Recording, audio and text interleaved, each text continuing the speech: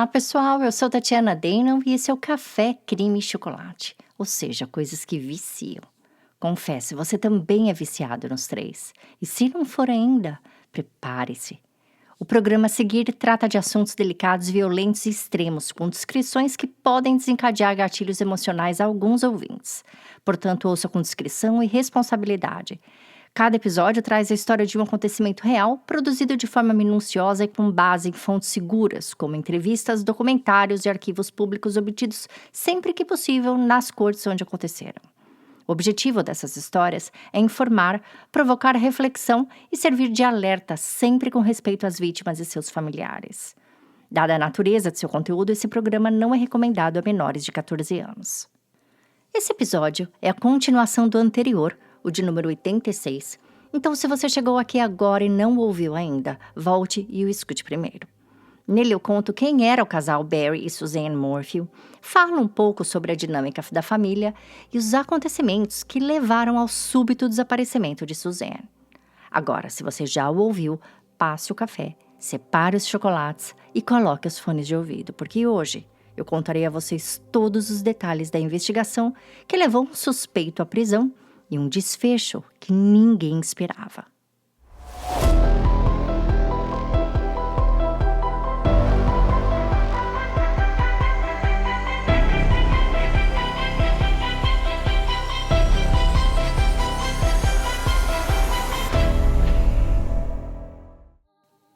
Logo no início das investigações do desaparecimento de Suzanne Morphew, o FBI disponibilizou ao departamento do xerife do condado de Sheffield uma equipe de TI munida de uma tecnologia de ponta para rastrear digitalmente todos os passos da família nos últimos meses. A ideia era comparar o rastro digital com as informações colhidas através de depoimentos de familiares e conhecidos, que foram muitos.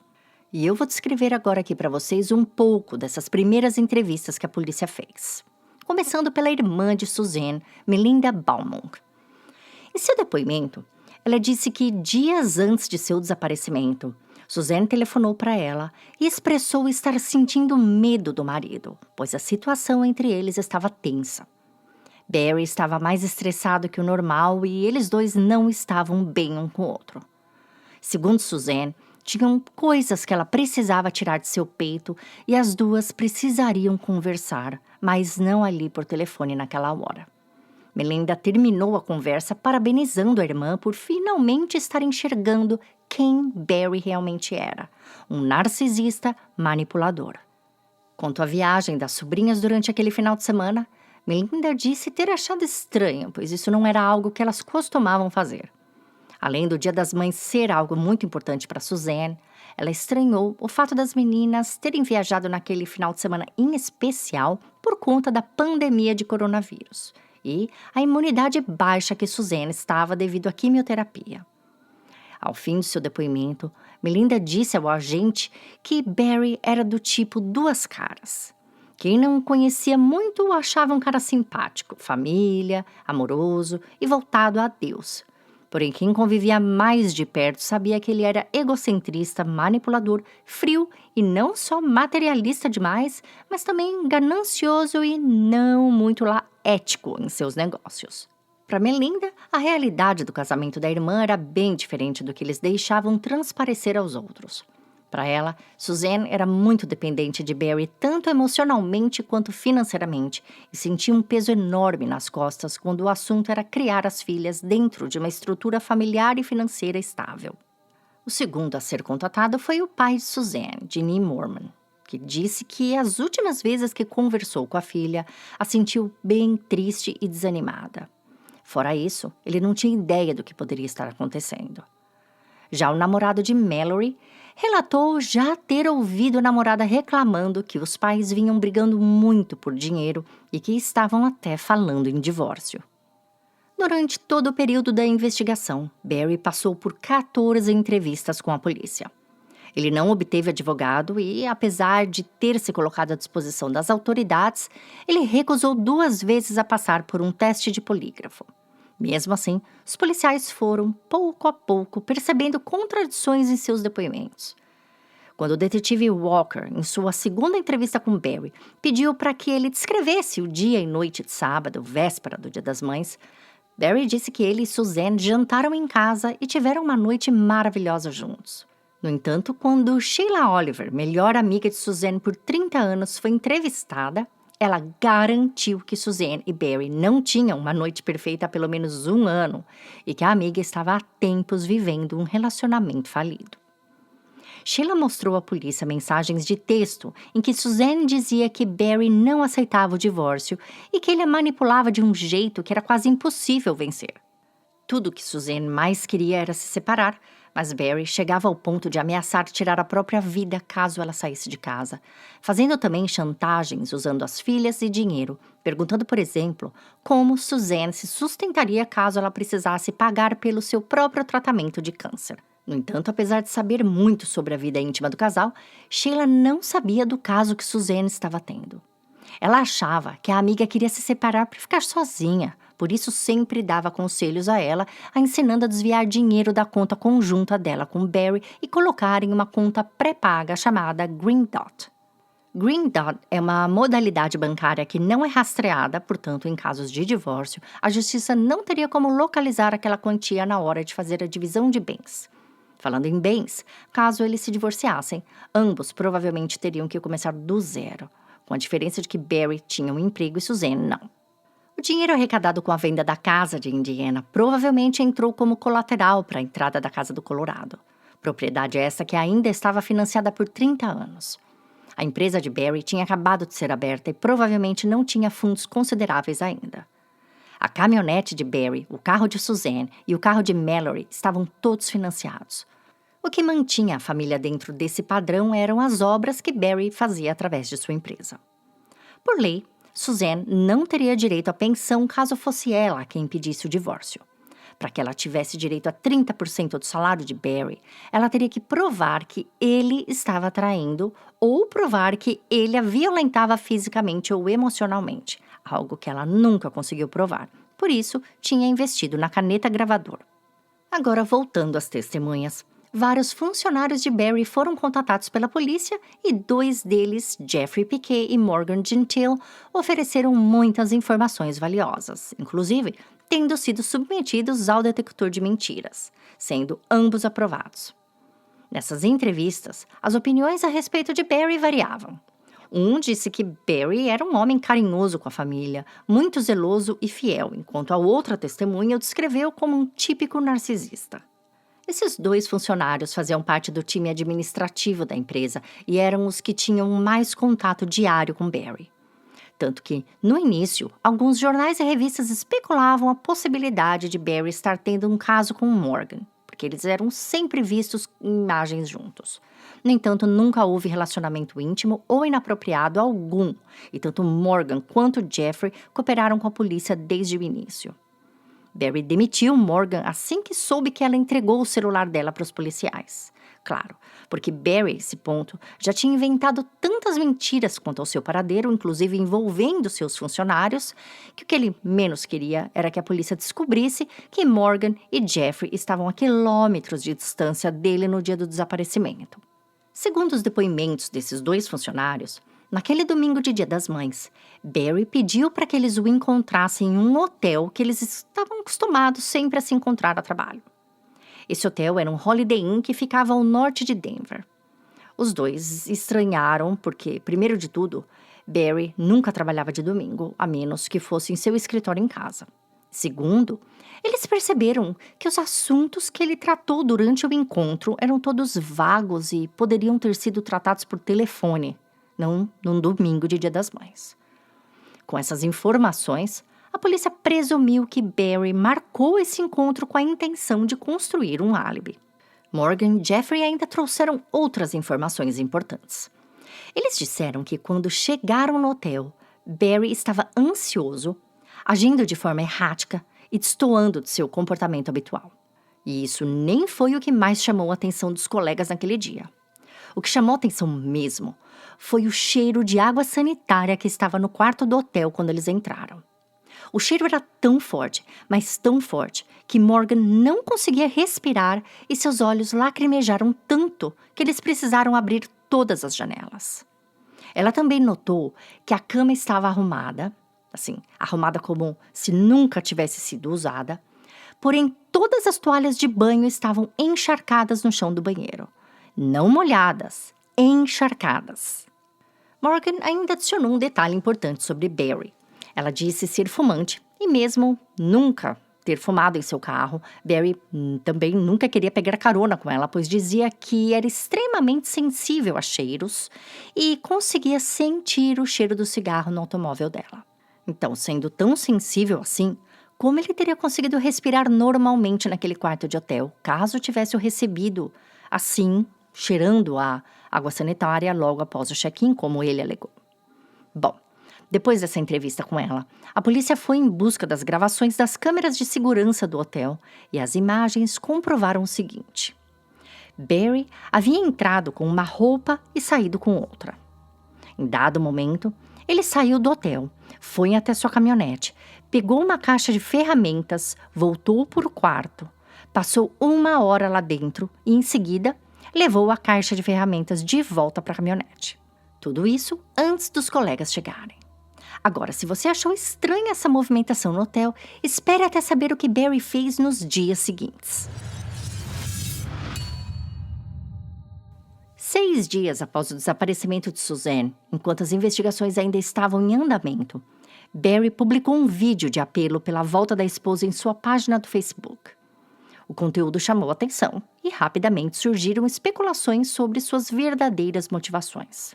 Para muitos, aquele vídeo parecia menos um apelo sincero e mais uma tentativa calculada de controlar a narrativa.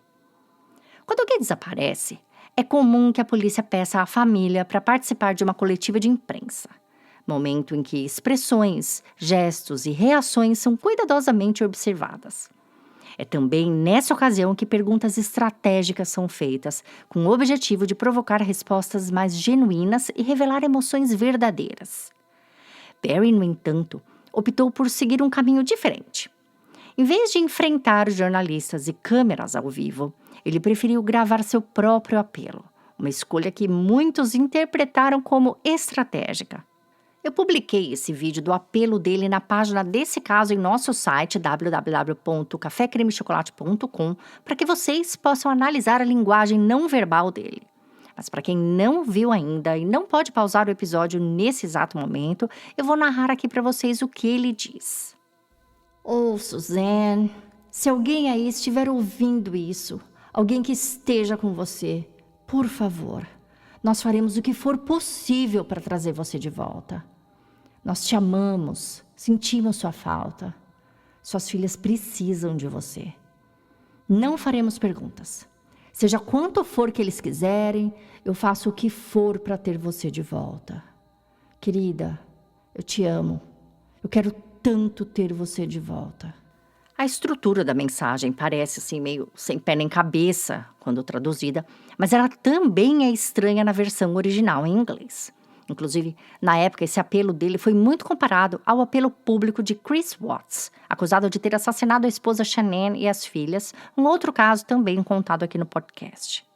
Assim como Chris, Barry afirmava querer a esposa de volta fazendo um sinal negativo com a cabeça, o que é percebido por analistas comportamentais como sinal de incoerência narrativa, e ele faz isso várias vezes no vídeo. Mesmo quando o desaparecimento de Suzanne chegou à imprensa nacional, esse apelo de Barry pedindo ao público informações sobre ela foi compartilhado nas redes sociais por muitos amigos e moradores de Alexandria, em Indiana. Jeff Libler, seu antigo amigo e agora amante, não contatou a polícia. No entanto, ao ser identificado e localizado, ele cooperou com as investigações e forneceu vários detalhes sobre o relacionamento deles. Segundo Jeff, eles dois não se viam há muitos anos, até que em setembro de 2018, Suzanne fez uma conta no site LinkedIn e o encontrou. Ela então mandou uma mensagem a ele dizendo "Howdy, stranger", que traduzindo quer dizer "E aí, como é que vai, sumido?". Stranger, apesar de significar estranho, no termo usado por ela quer dizer alguém que você não vê por muito tempo, tanto que quase se tornou um estranho. Dali em diante, os dois se reconectaram e passaram a se falar quase todos os dias por telefone e também ali pelo LinkedIn. Ele estava casado, com filhos e morando em Michigan, mas os dois combinaram de se encontrar pessoalmente em fevereiro de 2019, durante uma viagem ao estado da Louisiana. Ao voltarem cada um para sua casa, eles baixaram o WhatsApp e começaram a se falar diariamente. Depois disso, num período de 15 meses, os dois ainda se encontraram mais 6 vezes, na Flórida, em Michigan, em Indiana e no Texas. Jeff tinha inclusive combinado de ir para o Colorado para vê-la em março de 2020, mas veio a pandemia e os planos furaram. Suzanne planejava se separar de Barry para se casar com ele, depois que ele também se separasse da esposa. Jeff tinha praticamente certeza que Barry não sabia do relacionamento dos dois. Caso contrário, Barry já teria ido tirar satisfação pessoalmente com ele em Michigan. Enquanto essas entrevistas eram feitas, pesquisas e mais pesquisas nos celulares dos envolvidos eram realizadas pelo FBI. Apenas lembrando que o celular de Suzanne nunca foi encontrado e a investigação teve que contar somente com o que estava na nuvem. Inúmeras buscas por Suzanne aconteciam e a maioria era organizada por voluntários. Barry ofereceu uma recompensa de $100 mil para quem a trouxesse de volta e esse número foi posteriormente duplicado por um amigo da família. Os meses foram se passando e, acreditando que Suzanne já não estivesse mais viva, a polícia cessou por completo o trabalho da equipe de buscas e resgate, passando para busca de corpo e evidência. Sem entender, Andrew, o irmão de Suzanne, organizou em setembro daquele mesmo ano uma vaquinha para arrecadar dinheiro para financiar uma equipe de buscas particular em que drones, helicópteros e cães farejadores foram utilizados. Porém, nada foi encontrado, nem mesmo uma peça de roupa de Suzanne. Logo após essas buscas, Ginny Moorman, pai de Suzanne, faleceu de câncer e a esse ponto a imprensa já estava saturada de rumores. Mais de 1 ano se passou. Em abril de 2021, Barry vendeu a casa da família no Colorado por $1,6 milhão, indo morar com a filha mais nova em um imóvel alugado. E foi logo após essa mudança que as autoridades acreditaram ter provas suficientes, embora todas circunstanciais, para efetuar uma prisão. Barry Morphew foi detido próximo a seu apartamento em Punch Springs e acusado de 3 crimes: homicídio de primeiro grau, destruição de provas e fraude contra o governo. Essa última acusação foi incluída porque Barry usou o título de eleitor de Suzanne para votar por ela nas eleições presidenciais, enquanto, é claro, ela estava desaparecida. A promotora do caso, Linda Stanley, solicitou ao juiz Patrick Murphy a imposição de uma ordem de silêncio e o sigilo total do inquérito até o julgamento. Barry se declarou falido e foi representado por 2 defensores públicos que, durante a audiência de custódia, tiveram um pedido de fiança negado. Ele também não poderia receber visita alguma, exceto de seus advogados, mas conseguiu depois autorização para que as filhas Mallory e Macy pudessem o ver. Até porque o juiz precisou equilibrar o que significava um ganho para ele e uma perda para as meninas, que já tinham perdido também a mãe. Mesmo assim, as visitas eram todas gravadas. No dia 9 de agosto de 2021, foi realizada a audiência preliminar do caso. A promotoria abriu a sessão apresentando em detalhes as evidências que sustentavam o pedido de prisão perpétua. No tribunal, Barry compareceu vestindo terno, botas de cowboy e uma máscara, ainda obrigatória na época devido à pandemia. Durante boa parte da audiência, ele manteve a cabeça baixa. Mesmo assim, seus olhos vermelhos e inchados não passaram despercebidos. Em vários momentos, ele afastava a máscara discretamente para enxugar o rosto com um lenço. Macy e Mallory sentaram-se em um lugar onde dava para ver o pai, e ao fazer contato visual com ele, as duas afastavam as máscaras para mandar um beijo e também faziam sinais de coração com as mãos. A audiência não pôde ser televisionada ao vivo, mas repórteres presentes podiam enviar informações às suas bases via mensagens de texto. A primeira testemunha a depor foi Alex Walker, o policial do departamento do xerife de Chaffee County que atendeu a ocorrência.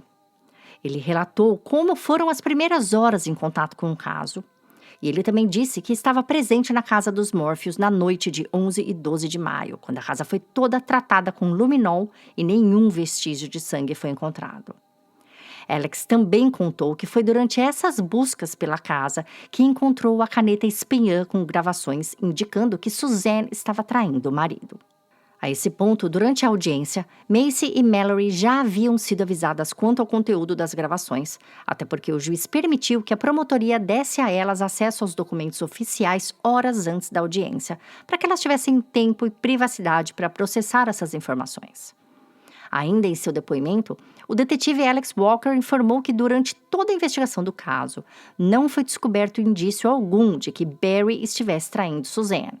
Apenas que ela vinha mantendo um relacionamento amoroso com um ex-colega de escola dela e de Barry, chamado Jeff Libler. A segunda testemunha a depor foi o agente especial do FBI, Kenneth Harris, que foi quem liderou toda a perícia digital e também localizou e entrevistou Jeff Libler. Ele apresentou todo o arquivo de mensagens que Suzanne e Jeff trocaram durante o final de semana que ela desapareceu e disponibilizou para o juiz, através do telão, a última foto que Suzanne enviou a Jeff na tarde de sábado, enquanto tomava sol nos fundos de sua casa com a legenda: "Adivinha quem finalmente está sozinha?". A foto foi tirada segundo relatórios de GPS, enquanto Barry havia ido visitar um cliente e buscar almoço para os dois. No momento que a foto foi mostrada, as duas filhas de Suzanne choraram no tribunal. Vários outros detalhes do relacionamento dos dois, bem como mensagens de amor, foram apresentadas, assim como uma confirmação de que nudes entre os dois eram trocadas, porém essas fotos obviamente não foram colocadas no telão em respeito às filhas de Suzanne e à sua privacidade e memória. O terceiro agente a depor, também representando o FBI, foi John Grubson. Foi ele que, através dos dados de celular, GPS e câmeras, compilou uma timeline para os eventos que antecederam o desaparecimento. Segundo ele, no dia 6 de maio, Suzanne mandou uma mensagem de texto para Barry pedindo o divórcio. No dia seguinte, ela disse à amiga, também via mensagem, que Barry havia ameaçado tirar sua própria vida. Na sexta-feira, dia 8, Barry mandou uma mensagem para Suzanne dizendo o quanto a amava e disse que era para que Suzanne não se preocupasse, pois depois que ele não estivesse mais vivo, ela e as meninas estariam bem cuidadas, pois ele já estava tomando conta de tudo. Suzanne respondeu dizendo que desse jeito não dava para conversar e que eles precisavam encontrar uma forma civilizada de resolver a situação. No sábado, dia 9, Suzanne e Barry estavam em casa sozinhos.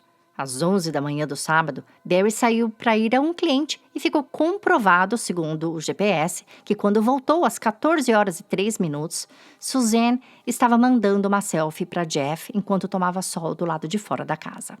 Logo após ela ter enviado essa mensagem, sinais do celular de Barry indicaram que ele estava correndo pelo terreno da propriedade deles. Pelo mapeamento do sinal, parecia que Barry estava perseguindo algo. Às 16h44, o computador de bordo de sua caminhonete registrou várias aberturas de porta do passageiro, das portas de trás e também da porta do motorista. Às 17h25, o motor da caminhonete ligou, deu ré e seguiu adiante. Em seguida, seu telefone foi colocado em modo avião e só voltou ao modo normal às 22h17, quando ele já estava de volta em casa. Às 3h35 da madrugada de domingo, as portas da caminhonete abriram e fecharam novamente. O serviço de celular registrou a localização de Barry, colocando-o bem onde a bicicleta de Suzanne foi encontrada. Exatamente às 4h31, ele colocou o telefone de novo em modo avião e às 5h37 entrou na estrada sentido Denver. Às 8h10 da manhã, Barry parou em uma rodoviária de Bloomfield, abriu a porta do passageiro, tirou alguns itens e jogou em uma lixeira. Às 8h25, ele fez a mesma coisa em lixeiras do fundo do hotel Holiday Inn. Às 8h38, ele entrou no hotel onde havia marcado a reunião com seus funcionários e onde eles sentiram o cheiro de água sanitária no banheiro. Ele saiu do hotel às 9h20 da manhã para um McDonald's, onde lá jogou mais itens dentro de outra lixeira. Depois disso, Barry parou no estacionamento de uma loja chamada Men's Warehouse e passou 40 minutos no estacionamento parado enquanto jogava mais itens em caçambas de lixo. Então ele voltou ao hotel, trocou de camisa e em uma câmera foi capturada a imagem dele jogando no lixo resíduos de tranquilizantes em forma de dardos usados para caça. Então ele saiu do hotel e foi até um terreno onde estava participando de uma licitação. Depois de passar 10 minutos no carro, Barry voltou ao hotel e nesse momento ele mandou uma mensagem de texto a Suzanne desejando Feliz Dia das Mães, subiu ao quarto mais uma vez, trocou de camisa mais uma vez também, fez o check-out e às 17h55 pegou a estrada de volta para casa. Itens dessas lixeiras foram recuperados e entre eles estavam um rifle de dardos vazio também e uma agulha para injetar tranquilizantes químicos em dardos. Porém, quando a defesa fez seu interrogatório cruzado, o agente admitiu que nenhum tranquilizante químico foi encontrado nos pertences ou na casa de Barry. A explicação de Barry para essas evidências era: os dardos de tranquilizantes ele usava para tranquilizar veados, não só para uso de caça, porque é ilegal caçar com tranquilizantes no Colorado, mas para tirar seus chifres, os quais ele colecionava. Os registros dele correndo freneticamente em volta do terreno da casa às 14h03 era um momento que ele tinha avistado alguns chipmunks, que são uma espécie de esquilo, e estava tentando pegá-los, simples assim. O abre e fecha das portas da caminhonete era algo normal. Ele estava se preparando para viajar e o desvio do caminho oposto a Denver, que o levou até o local onde a bicicleta de Suzanne foi encontrada, foi mera coincidência. Ele desviou o caminho porque bem na hora que estava dirigindo para Denver, viu um alce muito grande, muito bonito, e resolveu dar a volta com a caminhonete e seguir esse alce para ver onde ele se escondia. Bom, a audiência terminou com o juiz determinando que a acusação precisaria ainda apresentar uma pesquisa feita junto às instituições financeiras que apontariam onde teria ido parar uma quantia de $70 mil que desapareceu do cofre que ficava na garagem dos Morpheus, ou teria desaparecido, né? Porque essa história toda com relação a esse dinheiro veio de Barry. Como esse fator poderia implicar na possibilidade de alguém ter ido até a casa para roubar esse dinheiro e ter levado a Suzanne, bem como o dinheiro ter sido levado pela própria Suzanne para recomeçar a vida em algum outro lugar, longe do marido e das filhas, duas possibilidades que a defesa teria como apresentar ao júri popular em caso de julgamento, o juiz realmente queria esclarecer essa questão do dinheiro antes de tomar uma decisão quanto ao rumo do caso, julgamento ou provas insuficientes. A esse ponto, a promotoria até tinha outras provas que não chegaram a ser apresentadas naquela audiência, mas seriam depois apresentadas em julgamento. Geralmente, em audiências preliminares, assim, eles só apresentam o que já acham suficientes para garantir um indiciamento e um pedido de pena máxima. Então, 2 meses se passaram, e como a promotoria não tinha conseguido rastrear dinheiro algum, nem obter mais provas, a defesa começou a apertar o juiz pedindo para que ele, pelo menos, estipulasse uma fiança para Barry responder em liberdade, alegando ser injusto que ele permanecesse preso ainda durante a pandemia, sem uma decisão final que estava demorando por parte da promotoria. O juiz repensou e estipulou uma fiança de $3 milhões, algo que Barry não teve como pagar. Sua advogada lutou para diminuir essa quantia e chegou ao valor de $500 mil em dinheiro, a qual Barry, tão endividado que estava, conseguiu pagar com a ajuda de sua família. Barry deixou a prisão ao lado das 2 filhas e, poucos dias depois, apareceu em rede nacional numa entrevista ao programa Good Morning America. Ao lado de Mallory e Macy, ele declarou que amava Suzanne e queria que ela fosse encontrada o quanto antes. As filhas afirmaram que conheciam bem o pai e que sabiam que ele não tinha qualquer envolvimento no desaparecimento da mãe. Elas pediram ainda que a promotoria fosse responsabilizada por prender um homem inocente. Depois dessa entrevista dele, a imprensa toda começou a entrar pesado com uma série de recursos pedindo quebra de sigilo do inquérito. Sendo assim, no dia 8 de setembro, o juiz liberou mais de 450 páginas contendo petições, autos e ordens judiciais, incluindo uma lista de mais de 500 testemunhas só do lado da promotoria. Nessa lista estavam as 2 filhas do casal, amigos próximos, parentes e vizinhos. Evidências importantes foram liberadas ao público em janeiro de 2022, e dentre elas estavam fotos das mãos de Barry com arranhões que, segundo os promotores, poderiam ter sido causados por Suzanne tentando se defender. Embora, em seus depoimentos, Barry dizia que os arranhões vieram de galhos de árvores enquanto ele procurava pela esposa. Além desses arranhões, os quais eu estou colocando uma foto para vocês no nosso site, os promotores também tinham ainda uma evidência bastante comprometedora contra Barry. Durante as primeiras buscas pela casa, eles encontraram a tampinha de um dardo de tranquilizante dentro da secadora, junto com as roupas lavadas de Barry. E Barry dizia não saber como aquela tampinha tinha ido para lá. O juiz acabou marcando o julgamento para abril de 2022 e o interesse do público no caso ultrapassou fronteiras, principalmente depois que um episódio do programa Dateline cobriu a história, incluindo de última hora vários detalhes contidos nesses documentos recentemente liberados. Todas as atenções estavam voltadas ao caso e ao julgamento que se aproximava, quando, de repente, uma notícia deixou os jornalistas, advogados e testemunhas perplexos. No dia 28 de abril de 2022, o juiz Ramsey Lema simplesmente anulou as acusações contra Barry Morphew, a pedido da própria promotora Linda Stanley, após ela mesma ter sido acusada de má conduta na condução do processo. Linda e sua equipe estava sendo investigada por não ter compartilhado com a defesa evidências potencialmente exculpatórias, entre elas o DNA de 3 predadores sexuais encontrados no carro de Suzanne. Um erro considerado muito grave. Durante um processo criminal, o promotor tem uma obrigação que vai além de buscar uma condenação. Ele também precisa garantir que o réu tenha um julgamento justo. Isso significa que, se surgir no inquérito qualquer prova que possa indicar a inocência do acusado, ou mesmo levantar dúvidas sobre sua culpa, essas evidências devem ser compartilhadas com a defesa imediatamente. Essa regra existe desde 1963, quando a Suprema Corte dos Estados Unidos julgou o caso Brady versus Maryland.